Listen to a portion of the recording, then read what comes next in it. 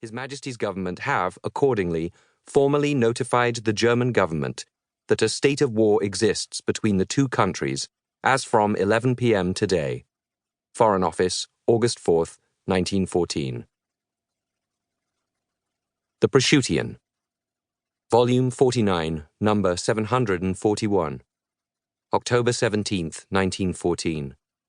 Price, 6d. Killed in action. Beasley, 2nd Lieutenant LSW, Wiltshire Regiment, September 20th, age 22. Hickman, Lieutenant M.E., Worcestershire Regiment, aged 20. Milling, Lieutenant L., Gordon Highlanders, aged 23. Roseveare, 2nd Lieutenant C.C., Royal Munster Fusiliers, Mons, August 27th, aged 22. Scott Moncrief, Captain, M.M., King's Liverpool Regiment, September 20th, aged 25. Straker, 2nd Lieutenant H.A., Royal Munster Fusiliers, Mons, August 27th, aged 18. Died of wounds. Conlon, Lieutenant G.T., West Yorkshire Regiment, aged 21. Cuthbert Smith, Lieutenant S., Northumberland Fusiliers, Mons, August 24th, aged 18. Hill, Lieutenant A., 19th Lancers, Indian Army, aged 19. Wounded. Day, Lieutenant H.J., Middlesex Regiment. Hattersley, Major F.K., Royal Field Artillery. LaHunt, Lieutenant R., Royal Scots.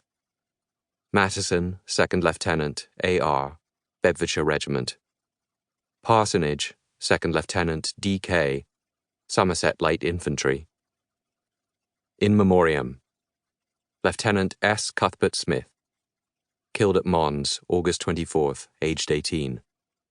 Anyone reading The Prosciuttian in the past 2 years will remember Cuthbert Smith as the facetious editor of that publication. He had won a scholarship to Balliol College, Oxford, where he would have studied classics. But Cuthbert Smith could never have been a scholar. There was too much of the soldier in him. The following description of his death was written by his commanding officer. In a wild push to capture a German machine gun, Cuthbert Smith was shot in the stomach. Due to enemy fire, we were unable to remove him to a local cave that was in use as a hospital until 5 a.m. the next morning. Brave chap only asked for a bit of morphia so that we wouldn't disturb the others. He died quite painlessly, and weren't we sad to lose such a gallant fellow? It was a true soldier's death. We at Prosciut can only regret his loss and envy his noble death, which any one of us would gladly suffer for our country. S. A. Ward. 2nd Lieutenant C.C. Roseveare. Killed at Mons, August 27th, aged 22.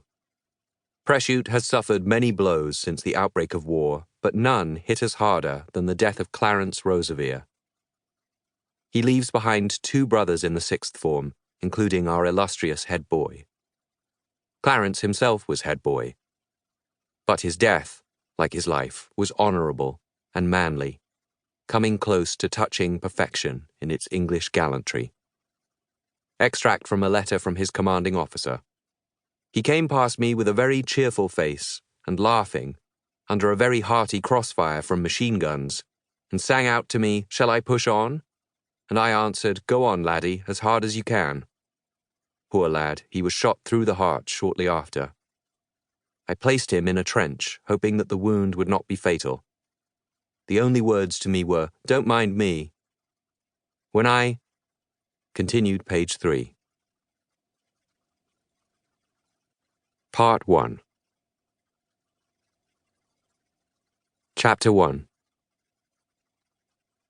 Ellwood was a prefect, so his room that year was a splendid one, with a window that opened onto a strange outcrop of roof. He was always scrambling around places he shouldn't. It was Gaunt, however, who truly loved the roof perch. He liked watching boys dipping in and out of Fletcher Hall to pilfer biscuits. Prefects swan